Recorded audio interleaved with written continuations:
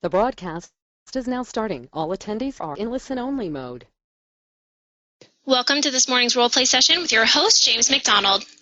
Well, thank you very much, Andrew, and I'd like to start by welcoming our participants to our role play session here today, and particularly those of you who are joining us for the very first time from the super conference that we just had last weekend. It was great to see everybody and get started in the coaching program.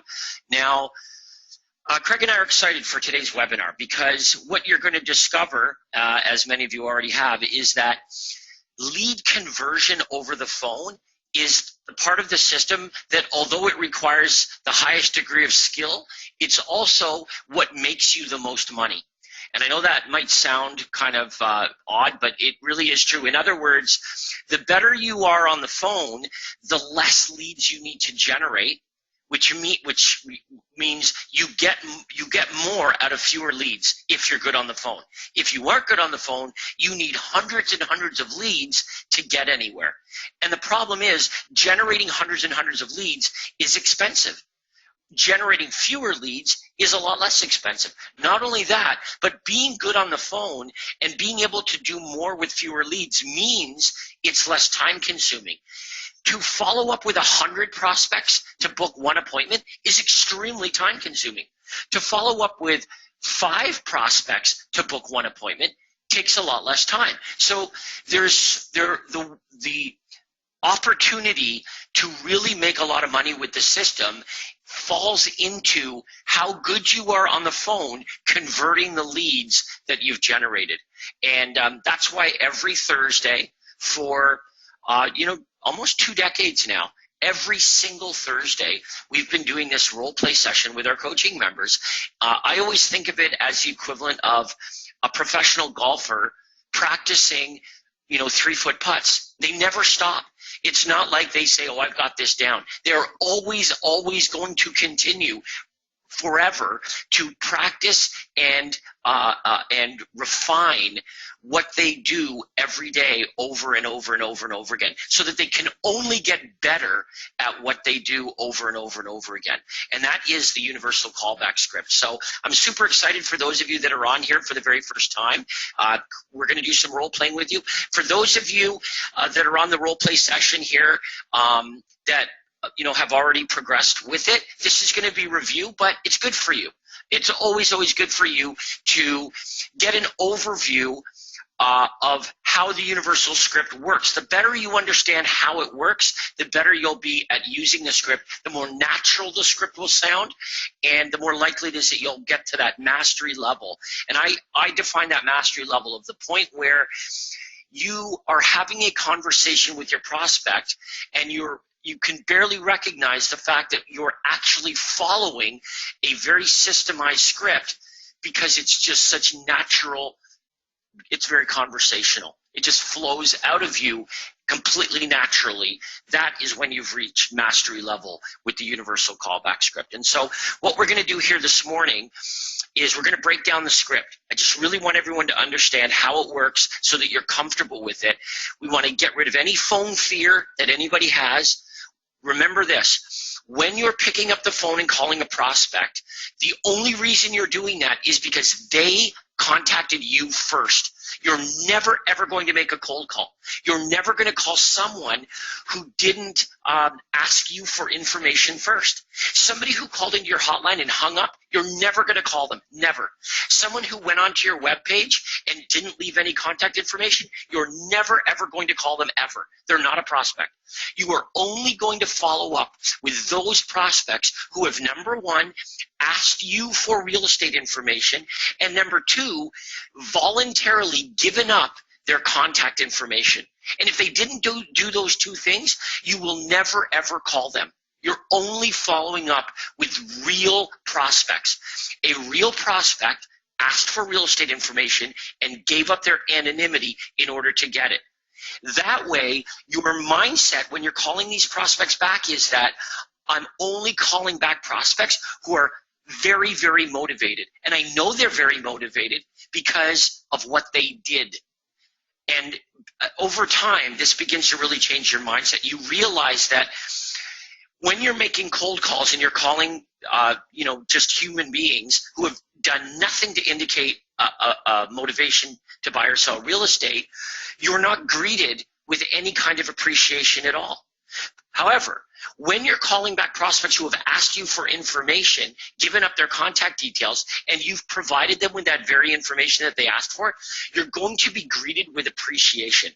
And when you start to hear thank you over and over and over again from the prospects that you're calling, it begins over time to change your mindset, and you no longer have phone fear.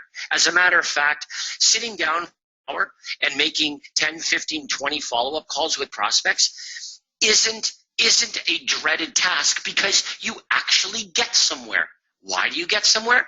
2 reasons. 1, you're following up with motivated, real prospects. Number 2, you are armed with the skills of exactly what to say to the prospect to determine their timing and motivation, and if appropriate, you know exactly what to say to book a face-to-face appointment. You know, something that Craig says frequently is that for most of you, if you just got face-to-face with more prospects more frequently, just that alone, you'd make a whole lot more money. So what is the purpose of this universal callback script? Well, ultimately, it's to get face-to-face with more prospects, more appropriate prospects. We don't want to get face-to-face with everybody. We want to get face-to-face with those prospects that represent, you know, the kind of prospects that we'd like to meet with. They represent a buyer or a seller. How do we determine that? We're going to use the universal script. So here's how we're going to start off, okay? Before we do any role-playing with anybody, the way we're going to start off is by overviewing the universal script here. And it all begins with the introduction. In the introduction, it's very important that all in one breath we answer the question that the prospect is thinking, which is, who are you and why are you bothering me? And we're going to answer this in such a clever way that the prospect is actually going to appreciate our phone call. So in the beginning, the prospect's thinking, who are you and why are you bugging me? And we're going to turn that around so that instead of thinking, who are you and why are you bothering me, they're going to be thinking, oh, well, thank you for calling. Thank you for that. Now, boy, that seems like a big stretch, but we're going to make that. Here's how. Hi, Mr. Smith. It's James calling with Craig Proctor's office at RE/MAX Omega. And the reason I'm calling is in regards to your request for a list of free distress sales and bank foreclosure properties. And I just wanted to let you know I prepared and sent that information. I hope that's okay, Mr. Smith. Now think about what I've just done there. I have just explained exactly who I am and why I'm calling. And very carefully, I've made it clear to, in this case, Mr. Smith, that the reason I'm calling is because he requested information from me. And I'm going to be specific. You were on my website last night and you requested information on distress sales and bank foreclosure properties. Just wanted to give you a quick call and let you know I did prepare and send that information to you. I hope that's okay, Mr. Smith. Now remember this, Mr. Smith is a prospect. On his own volition, he requested information on distress sales and bank foreclosures. He was actively looking for real estate. He saw our ad. He read our ad. He responded to our ad. He filled out the details of what properties he was looking for, price range, area. He gave his contact information. He gave his phone number. Do you know why Mr. Smith did all of those things? Because he is a real prospect. People who aren't serious tend to not do those things.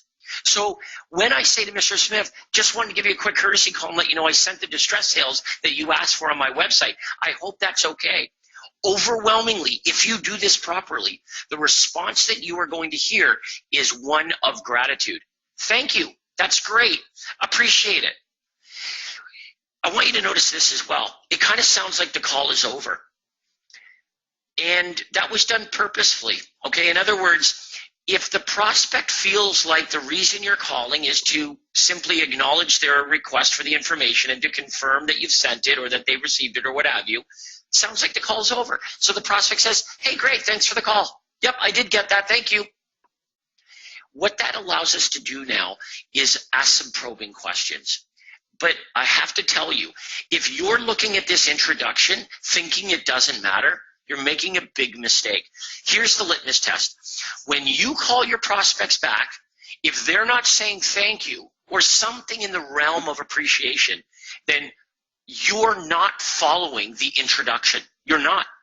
If the prospects are hanging up on you, if the prospects are saying, I'm busy, call later, if they're doing anything other than saying thank you, it's you. You're not following the introduction as it was intended.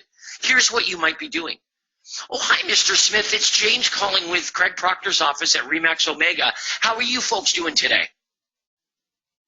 I'm not doing well at all. I'm in the middle of something right now. Call me back later.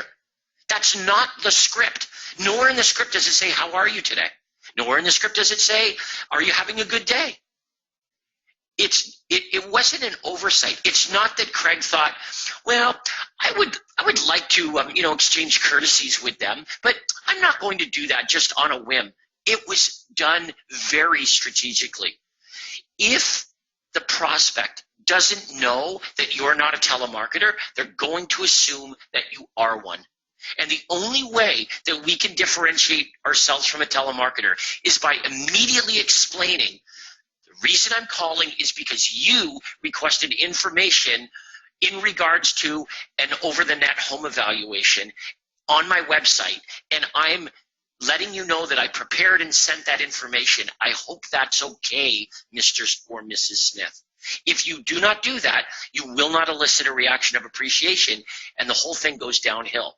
We must differentiate ourselves from a telemarketer, and if you do, you'll be greeted with appreciation, which then allows us to move into phase two. And phase two is our fact-finding mission.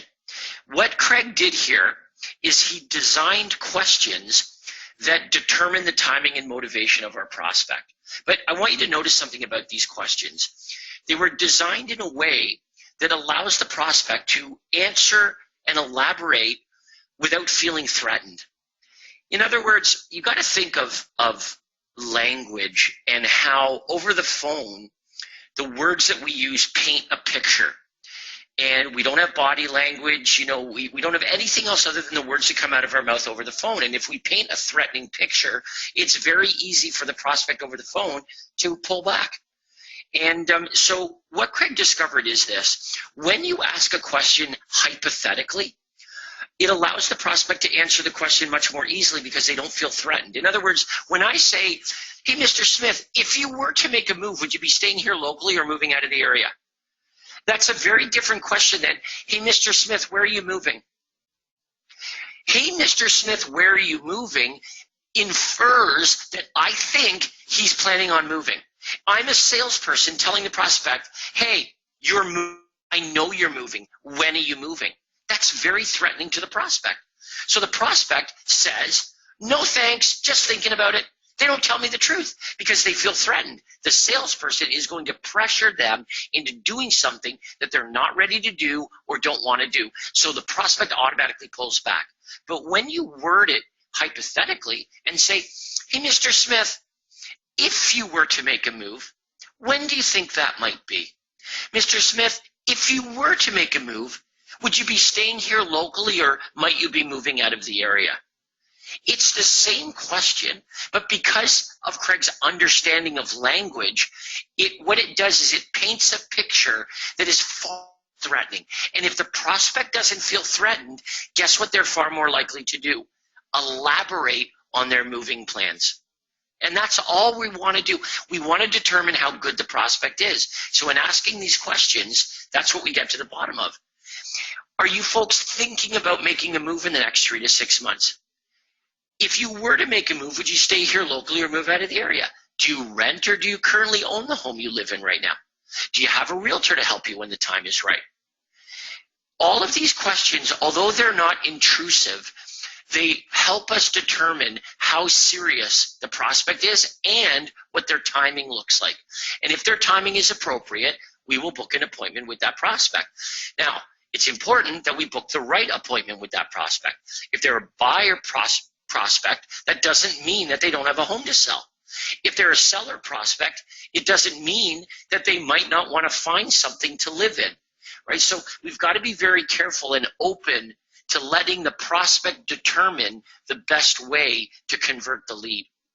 So let me bring in Craig here to talk about this next phase, because arguably this is where you'll have the biggest challenge with the universal script until you reach that level of mastery, where you transition from asking the probing questions to making an offer to the prospect, making an offer that results in an appointment. That transition is where typically you'll have the biggest challenge, where you really have to work at this and identifying this. So let me bring Craig in here, and Craig, let's talk about that a little bit, and let's talk about first the seller offer and how the seller offer came about in offering more than just a home evaluation to prospects.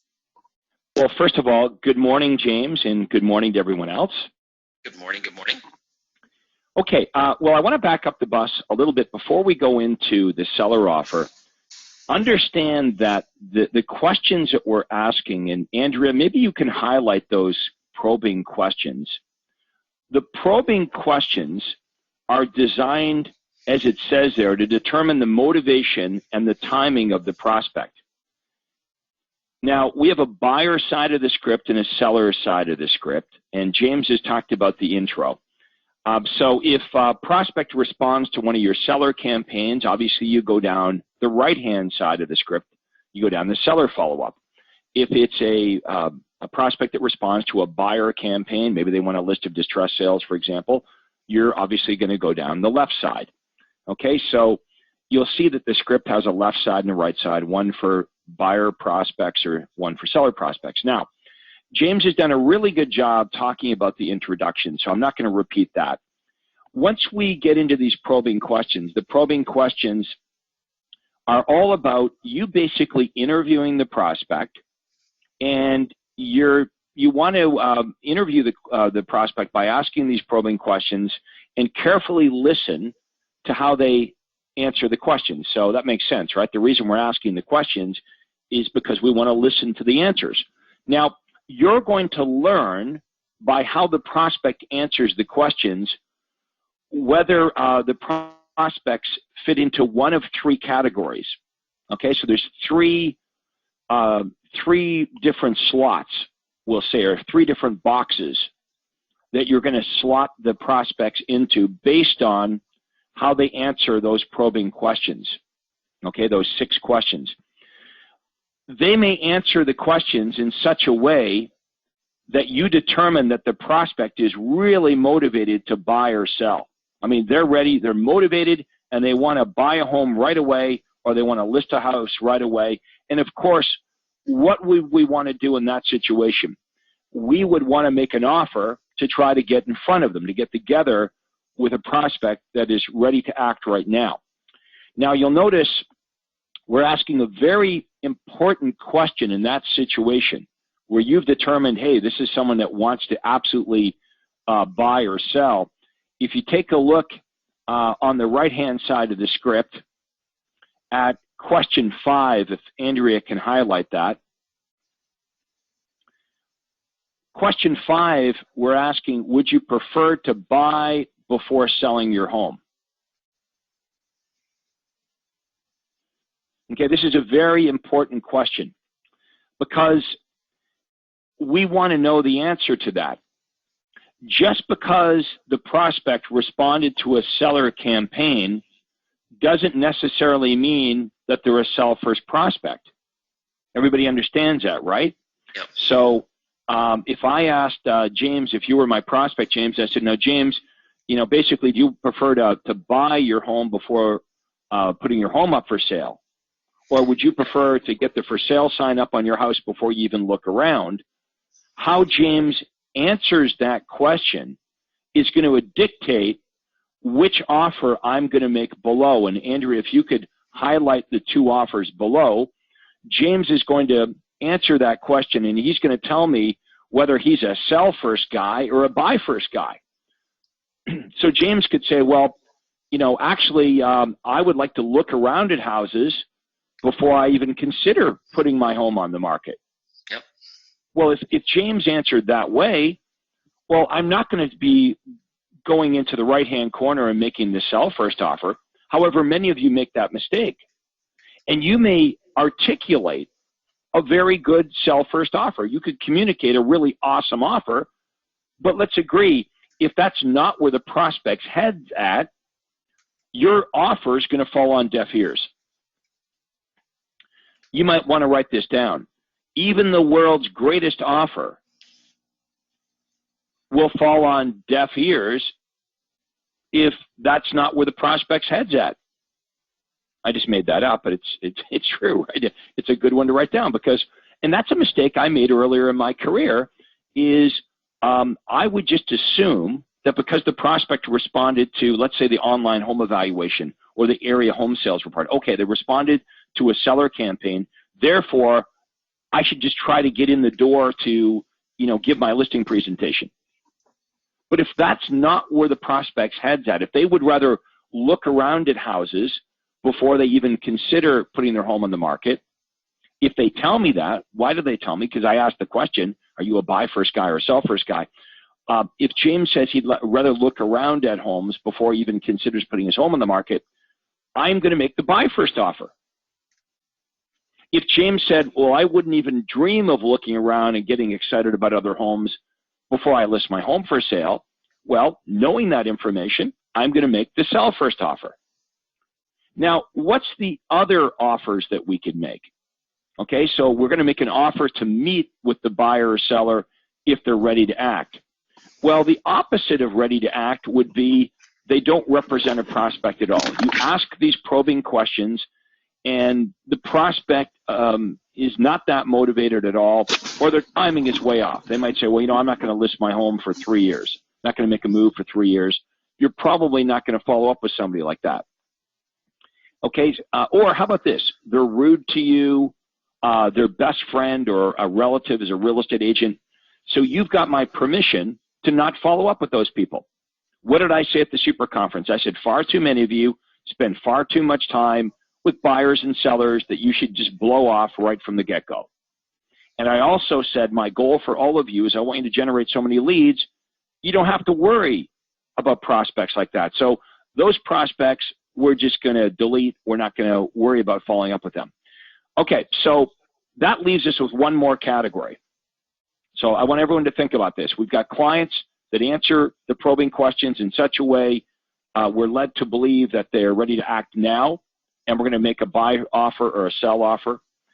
We've got clients that are not that motivated. They're rude. No matter what we do or say, they're never going to list with us.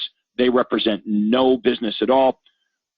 The big opportunity in the middle are the people that are going to buy or sell, but not yet. They might be 3 months out. They might be 6 months out. So how do we approach those? Well, if we go to question 6 on the right-hand side, Andrea is going to highlight that. If James answered those probing questions in such a way that I realize, well, James might be a good prospect. He's eventually going to sell his home, but he's not going to sell his house now, so there's no reason meeting with him. It might be 6 months down the road. I would say, James, would it be okay if I followed up with you at a later time? Now, if James said no, never call me again, then I'm going to respect that. We call this permission marketing. But in most cases, the prospect will say yes, to which you're going to say, well, when would be a good time for me to call you back? Now, it's really important that you ask that question. James, as you know, like a dummy, for years and years and years early in my career, I would ask the first question. I'd say, James, would it be okay if I followed up with you at a later time? And if James said yes, I would just guess. I would make a subjective decision. I would guess, well, from the way that James answered those questions, I'm just going to assume he's probably not going to do anything till such and such a time. So I would subjectively just guess and schedule a follow-up call based on my gut feeling. Well, that's really stupid, and I lost a lot of business because I would guess incorrectly. Guessing is not a very good idea. So once we ask the prospect, would it be okay if I followed up with you at a later time? If they say yes, the obvious next question to ask is, well, great, James, when do you think would be a good time for me to do that? When would be a good time for me to follow up with you? Now, whatever time frame they give you, I'm going to recommend that you folks always cut it in half. As James indicated earlier, they see us as salespeople, right? And who's a salesperson? A salesperson is somebody that makes me do something I don't want to do. So what quite often happens is they arbitrarily tell us a time frame that's really longer than it is. You know, so the guy that's thinking of selling his home in 6 months, or 3 months rather, tells us 6 months. So whatever time frame they tell you, cut it in half, just as insurance.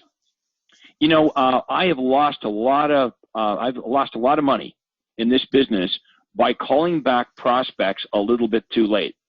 But I've never lost any money in this business by calling prospects a little bit too early.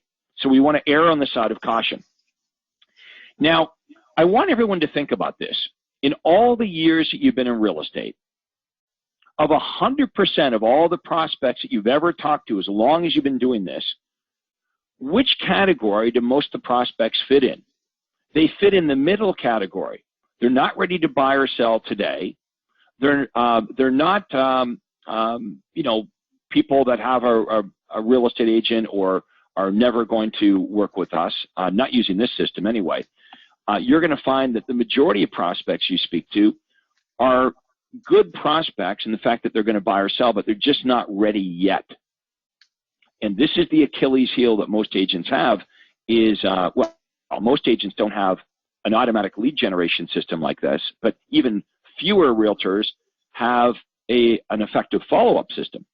So this is where the money is. So if you haven't heard anything that James has said today, you haven't heard anything that I've said, understand that this is where the money is. Okay, that the majority of people you talk to are going to say something like this. They're going to say, yeah, I am thinking of selling, but it's going to be 3 months from now, or it's going to be 6 months from now. They may even tell you exactly why they're going to move. They're going to tell you when, and they're going to tell you why. Well, it doesn't get much better than that, right? I referred to these prospects as golden prospects. So do you guys understand what I'm saying? You follow up with the prospect, and the prospect says, yeah, we're absolutely going to be selling our home. We bought new construction. We won't be listing our home until January. So you have to do the right things between now and January, or you're probably going to lose that business. Or you speak to a lady and she says, I'm going through a marriage separation.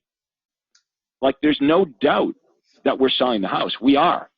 But we're dealing with the lawyers, and this might be 3 or 4 months, this process, before we're in a position to list the home. And you talk to another guy who says, yeah, 100% I'm selling. I've been transferred. I need to be the boss. I need to be in Boston in 4 months, but the company won't let me list the home until we get into December. Okay, so those are 3 examples, real-world examples, of prospects that are open to working with you. They're upfront telling you when they're moving, why they're moving, where they're moving. You've got all that information. Wouldn't it be a shame to lose that business? So we're going to help you on these Thursday role-play follow-up calls, help you plug the hole in your bucket. Most of you have a massive hole in your bucket. And that's why you got to generate so many leads, because your follow-up and conversion is not very effective. So that's the idea behind the probing questions. We're basically interviewing the prospects that have called you on their own volition. As James says, normal people don't do this, right? The information we offer is only of interest to real prospects. And for those of you that have phone phobia, I get it. If you've been in a Mike Ferry program and you're cold calling, you're a sweat hog, I understand how even looking at the telephone could be a huge turnoff. And if you've done any of that stuff, understand using our programs like a walk in the park. You're not cold calling. You're not initiating any contact with these prospects. You're simply returning an inquiry that the prospects made of you. And the prospect has to jump all through these hoops to get to you. They have to see the ad. They have to respond to the ad. They have to visit the website or go to the hotline. They have to leave all their contact information. And you're simply calling them back saying, hey, I'm doing what you wanted me to do. I'm following up on your inquiry. And then you go right into the probing questions and you determine, okay, is this a now prospect? Is this a future prospect? Or is this no business at all? It's that simple. If they are a prospect that wants to act now, let's talk about the offers. Now, I want you to think about this. If we make a bad offer, okay, if our offer, the words that come out of our mouth, if they're crummy words, even a prospect that's motivated to buy or sell will probably say no. And that's happened to many of you before, where really good prospects seem not to be that motivated because, frankly, the words that come out of your mouth are not that motivating. So they say no to you. You don't get to meet with them. And you see, in a week, they've listed their home with somebody else. So it seems to me that if we want to compel buyers and sellers to meet with us, and I use the word compel purposely because you can't force a buyer or seller to meet with you, right? You can't make them meet with you. So all you've got as a realtor are the words that come out of your mouth. The better the words are, the more appointments you're going to get. So we're going to show you the ultimate offers to make buyers and sellers. Well, let's talk about that, James. Let's talk about what are the ultimate offers. What is it that every buyer in the world wants? I've been doing this for 25 years. A great deal. A great deal. Would everyone agree with that? I have never in 25 years had anyone call me up and say, hey, Craig, I see you've got a list of distressed sales and fixer-uppers and great deals. Hey, I'm the opposite kind of buyer. I'm actually looking for a list of bad deals. Do you have a list of overpriced properties or perhaps homes that are stale on the market and haven't sold? Properties that have been overlooked by all the other buyers because they're just not very attractive. Right. That's what I'm looking for. Okay, so, we're being sarcastic here. But look, what buyers want are houses. And what buyers understand is to get a good deal on these houses, they have to be Johnny on the spot. So if you take a look at our offer, and we're going to go through this word for word with you, this buy first offer, what we're offering buyers, and you might want to write this down, is we're offering them what they perceive to be proprietary information. Proprietary information. I hope everyone's got their pen out. Write that down. Proprietary information. And we're offering priority access to this proprietary information. Okay, so here's what we're not saying to buyers. James, I'd like you to be my buyer. Hey, James, look, I could get you a list of all the same homes you could get anywhere else, and I'm going to send them to you after the fact. Would you be interested in that? No, I'm good. Thanks.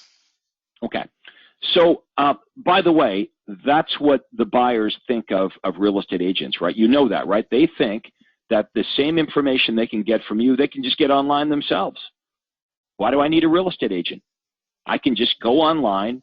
Like if you were to ask a poll buyers, that's what they'd say. Well, if you said to a buyer, how do I get information on houses? They'd say, well, you go online. That's how you find houses. They don't say you go to a real estate agent. Okay, so they want, we're going to do a very good job of communicating to all the buyers we speak to that we have what they want. We have proprietary information. We have difficult to find homes, and we're going to give them priority access. We're going to get the information to them faster. Why? So they can beat out other buyers to all these great buys. Now, you may say, well, yeah, every buyer would want that. Why wouldn't a buyer want it? Well, a buyer might still not want that great offer if they fear cost or obligation. So that's why we're going to keep reminding the prospect, guess what? Getting the proprietary information and getting priority access on the hot deals is free of charge. It will never cost you a penny, and you're never obligated to buy a home. Okay, so now let's do a role play, James, of the actual offer. Okay, that's the theory behind it. Let's show you what it sounds like.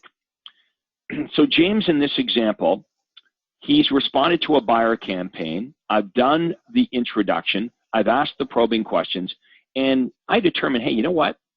Sounds like, by the way James answered these questions, that he's like ready to go look at homes and buy something.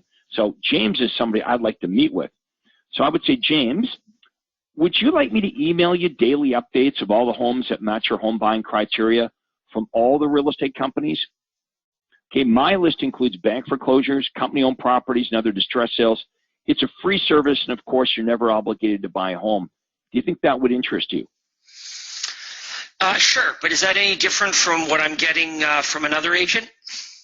Beautiful. Okay, so James has given us what we know is an objection. Now, what you're going to find is there's only about 8 or 9 objections you're going to get. Here's the question. Would all of you feel a lot more confident on the phone if you knew what those objections were and James and I were to teach you how to handle them? So this is a very common sense objection, right? James is saying, well, I'm already getting information. In fact, James might say, you know, Craig, I already have a realtor emailing me properties, so I think I'm good. Now, here's how I'm going to handle this. James, I'm not sure where you're getting your information, or I'm not sure what information the other realtor is sending you, but my list includes bank foreclosures, company-owned properties, and other distress sales. Would you like to get information on those as well? So let's stop there for a minute. I'm not saying to James, hey, don't go online and search. I'm not saying to James, hey, stop getting the information from the other realtors. What I am doing, though, is I'm creating massive doubt. The biggest fear that every buyer has is that they're going to miss out on the perfect home. So my offer to James is, hey, James, I'm not sure what the other realtors are sending you, but my list includes bank foreclosures, company-owned properties, and distress. Would you like to get information on those as well? Well, here's what the buyer says. Well, gee, I don't know what the other agent's sending me. I think I'm getting them all, but Craig's willing to send me his list of homes too, and it's free of obligation. You know, it's free of charge. There's no obligation. So what happens is the buyer says yes, and that's what we want to do. We want to get the buyer to say, yes, I would like to get that information. I want to get your list too. Okay, now that you get the buyer to say yes, this is when we're going to come back with commitment. Not until they say yes. So imagine James is backed into the corner now. I've offered him the free list of homes. It sounds pretty delicious. And James, like most of the buyers, says, yes, I want that. That's when I come back with, well, James, when can we get together for about 20 minutes or so I can take down exactly what you're looking for? Now, James, I'd like you to try to fight me on that. Well, Craig, you know, I did go onto your website and I filled out all that information. If you take a look there, you'll have everything that you're looking for. Okay, so would everyone agree that that's a very common sense objection that the buyers would likely have? They might say, hey, I already went onto your website and I filled out all the information. Or they might say, hey, why do we need to meet? I can tell you right now what I'm looking for. Or they might say, I could email you my criteria. Okay, so here's how we're going to handle this. I'm going to say, well, James, I want to do a good job for you. Rather than me emailing you hundreds of homes which may or may not match your criteria, or even worse, risking out missing out on the perfect home, if we can get together for about 20 minutes, I can take down exactly what you're looking for. You know, I want to have the same great understanding that you have. A good time for us to meet, days or evenings. Try to fight me again, James. You know what? Probably evenings, but I better talk to my wife first. I'm not sure what her schedule looks like, so can I give you a call back when I talk to my wife? This is a very common objection. In fact, all of you folks that are married, you know you've used this before. Hey, you know, I'd love to meet with you, but I've got to speak to my husband or wife. Everyone who's married loves it. It's one of the best parts about being married. You can always say, use this as an excuse. I got to talk to my wife or my husband. Okay, so another excuse they might give is I need to check my work schedule. So here's how we're going to handle this. Now, we've got to give James the benefit of the doubt because maybe he really does need to check his schedule with his wife before he agrees to meet with me. Or maybe James actually does need to check his work schedule before he sets a time to meet with me. So I'm going to give James the benefit of the doubt, and I am going to respond with what I believe is a reasonable solution to this problem. James is saying, hey, Craig, I would love to meet with you, but I got to check with my wife. So I come back with this. Well, James, why don't we do this? why don't we at least set up a tentative time to meet? And if after you speak with your wife that time doesn't work, just give me a call back and we can change the time. But if I don't hear from you, I'll see you Thursday night at 7. How does that sound? Yeah, now, that sounds fine. Okay, well, if James is actually sincere about meeting me, that is a reasonable solution to this problem. However, if James was just using his wife as an excuse to not meet with me, we're going to find that when I've handled this objection with a reasonable solution, James will immediately invent yet another reason why he can't meet with me. He'll invent another objection. And you'll hear the prospect say something like this. Well, gee, I don't know if we're quite ready to meet with a realtor yet. Or I don't know if we're quite ready for this yet.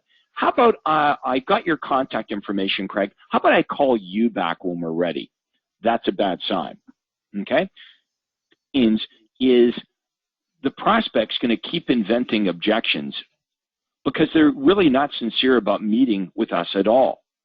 Now, the harder the prospect fights us, the more we don't want the prospect.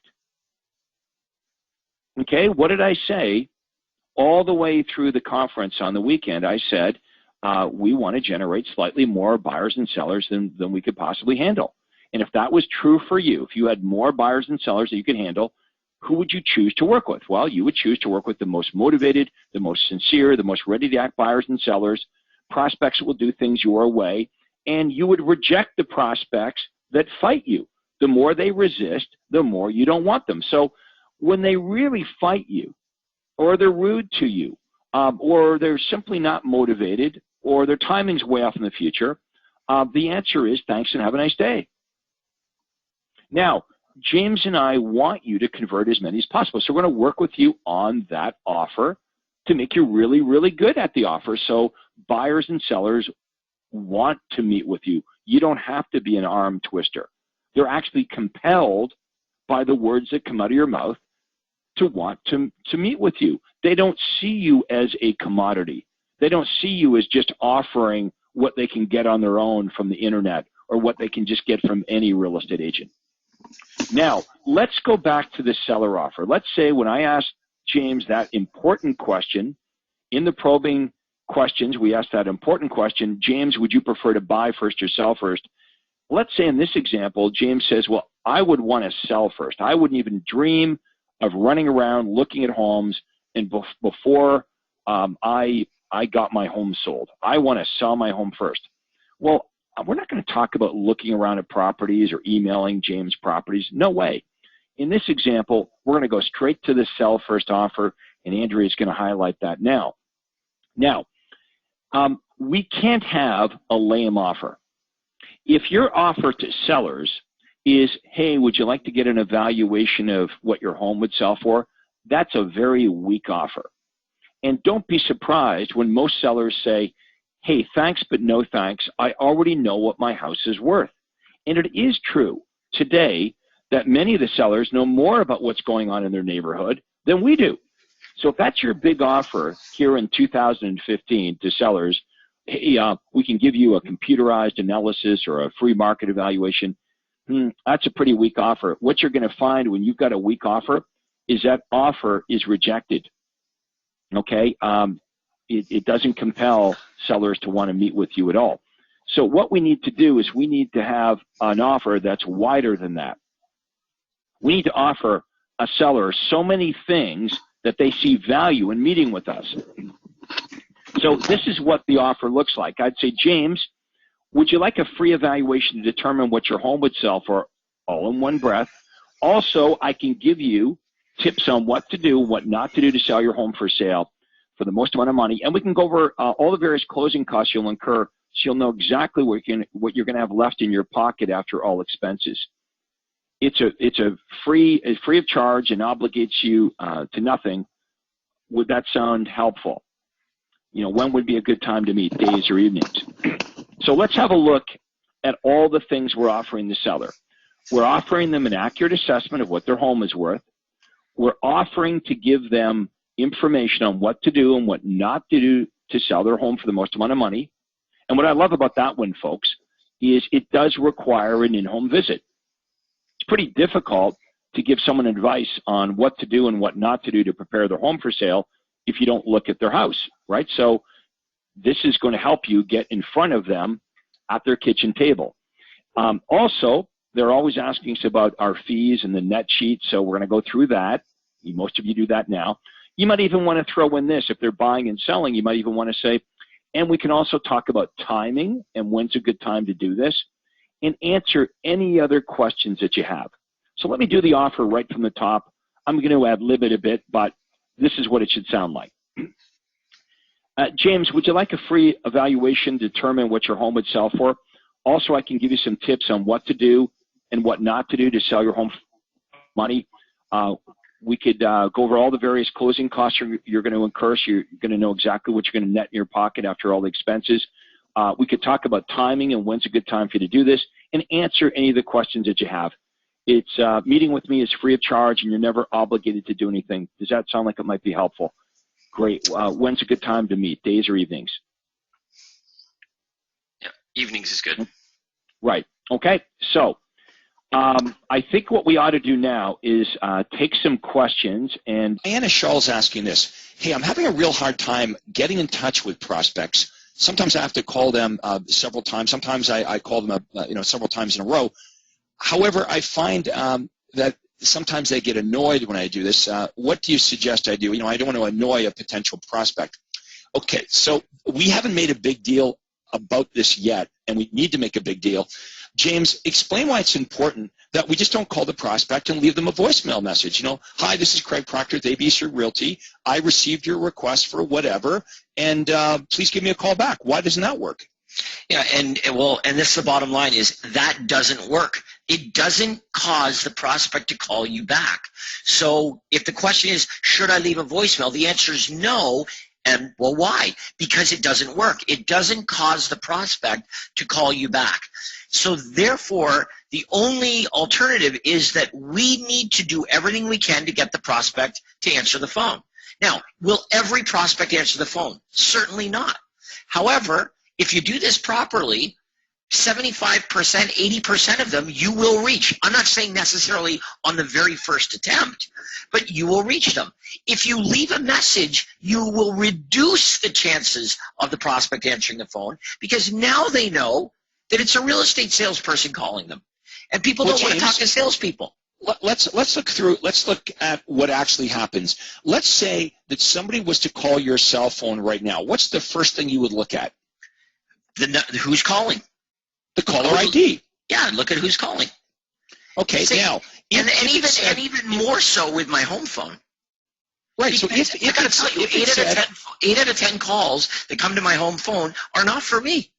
They're a mistake. Or it's like some sort of robot calling or telemarketer.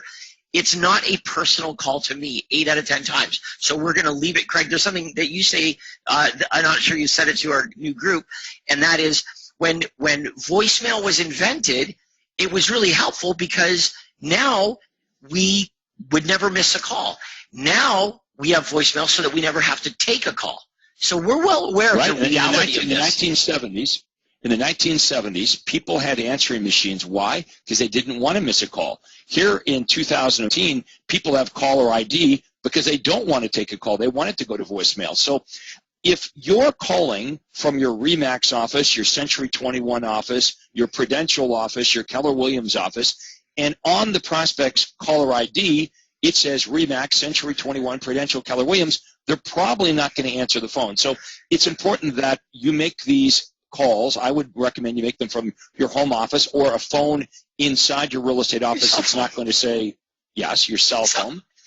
Right. Now, and also, James and I are not in any way suggesting that people aren't difficult to reach. You may have to call the prospect several times a day over several days to reach them, and still you're not going to reach everyone. And that, again, is why we need to generate lots and lots of leads, is because you are just not going to reach them all. Some of them are going to be too difficult to reach. Okay, let me I think what our member here is saying is that one of the techniques that she uses is you call the prospect, it goes to voicemail. You hang up, and then you call them back again. And now think of yourself in that position. You got a phone call from a local telephone number, not a telemarketer, not a company, not a blocked call, a phone number from your area code, from your prefix. You get this phone call. It goes to voicemail. They don't leave a voicemail message. A minute later, the phone rings again, same number. Would you be curious enough that maybe you would answer the phone? Now, some of you are saying, no, I wouldn't, but a lot of you are saying, sure, yeah, I would. I'm saying, yeah, I would do that. Okay, now, here's really what we're talking about. If the prospect answers the phone, which many of them will, and they sound like they're a little agitated at this, how do we combat that? And the answer is, that's exactly what the introduction was designed to do. So watch this, Craig. I want you to be super pissed off that I called you twice. Hi, may I speak with Craig, please? Hey, are you the person that just called here a minute ago? Yes, I am. Is this Craig?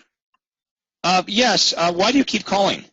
Craig, the reason I'm calling you is I received your request on my website for the free list of distressed sale bank foreclosure deals in the area, and I was just trying to reach you to let you know that I did receive your request, and I'm putting together those properties for you immediately. I'm going to get those out to you right away, and I just wanted to make sure that was okay with you. Yeah, but I didn't know that this information was being offered by a realtor. Yeah, absolutely it is. By the way, Craig, are you thinking about making a move in the next 3 to 6 months? Well, we've been talking about it, but we're not 100% sure we're going to do it. Yeah, and if you were to move, would you be staying locally, or would you be considering moving out of the area? Well, I got to say the drive is killing us. My commute is too long, and I've got to move closer to work. Okay, so any idea when that might be? Well, as soon as we find the right place. I mean, like I said, I can't keep doing this. I'm getting home at 7 o'clock at night. I've got no life, so as soon as we find something that we like that's closer to work, I'm motivated to do that. Yeah, and do you rent right now, or do you currently own the home you live in? Yeah, we're renting right now. So okay. I also want to get in before the interest rates go up. Right. Do you have a realtor to help you when the time is right?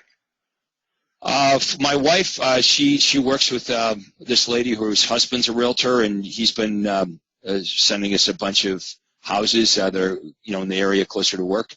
I see. And are you 100% committed to working with him exclusively? Well, I mean, not really. I've never even met the guy before. It's just, like you said, it's someone. My wife works with his wife, so. Okay. Would you like me to email you every day all of the great deals that come on the market from all the various real estate companies that perfectly match what you're looking for? I'm going to make sure to include bank foreclosures, company-owned properties, distress sales, all the great deals. As long as they match what you're looking for, I'll email them to you every day, absolutely free, no obligation to buy anything. Would that make looking a little easier for you, Craig? Well, isn't that what I'm already getting from this other guy? Yeah, I'm not sure what you're getting from that other guy. What I'm going to focus on are the great deals, and I'm going to make sure that those great deals are in your email inbox the moment they hit the market. Craig, I couldn't help but to notice that you responded to my ad online, which shows me that what you're getting from the other agent isn't what you're looking for. Otherwise, you wouldn't have been looking, where I ran my ad. If you I don't know how it works. I mean, this guy's sending me properties, but I don't want to miss out on any. So yeah, I've been looking around on my own because, like I said, I'm motivated. I can't stay doing this commute for much longer. So you're right. Whatever this guy's been sending me, obviously we haven't found the right one, and that's why that's why I responded. Craig, let me ask you, when do you have 15 or 20 minutes to sit down with me and do a really good job of determining what you're looking for? Would something in the evenings be better? Something on the weekends? Well, it'd have to be evenings. Like I said, I don't get home from work till 7 o'clock, and this is killing me. So yeah, I don't get home before 7. So it'd have to be after that. So what would be better, this evening or tomorrow evening? What would work better for you? Well, look, why can't I just tell you what I'm looking for over the phone? Like I know what I'm looking for. I want a 4-bedroom. I want a 2-story. I want it in this zip code or that zip code. Hey, Craig, send me all the ones that look like that. Let me just stop you right there. Here's why. it's really important that I do a great job for you, and I'm sure it's important for you as well. If we can sit down together for 15 or 20 minutes, I can accurately take down exactly what you're looking for so we don't miss out on the perfect property, most importantly, and so that I'm not, like this other realtor, sending you properties that really don't match what you're looking for. There is no cost. I will not charge you any money. There's no obligation for you to buy a property, but I want to do a good job for you. You want me to do a good job for you. Let's sit down for 15 minutes at a convenient time for you, and we'll go over your criteria. Would you reconsider a brief appointment, days, evenings, after 7? What would work best for you, Greg? Well, look, when we get together, do I have to sign something? You do not have to sign anything. You don't have to do anything at all. You're under no obligation to buy anything. You will not pay me a nickel. I'm simply helping you find what you're looking for, because what you're doing right now to find it isn't working for you. Okay. Look, I'm motivated. I get it. Okay, so look, I'm going to have to talk to my wife before I set a time, so let me do that, and I'll call you back. Okay, why don't we do this first? Let's set up a tentative time, and if you talk to your wife and she, says that doesn't work, then we can reschedule it. But if you speak to your wife and she says, yeah, that works, then we've got a time, we're set, and we'll see you then. So what tentatively would be good for you? Something tomorrow evening or on the weekend? Okay, now let's stop there because you've done a great job. We've got about minutes left here. Let's play the audio file that was sent to us, Andrea. This is a actual live call between one of our members and a real live prospect.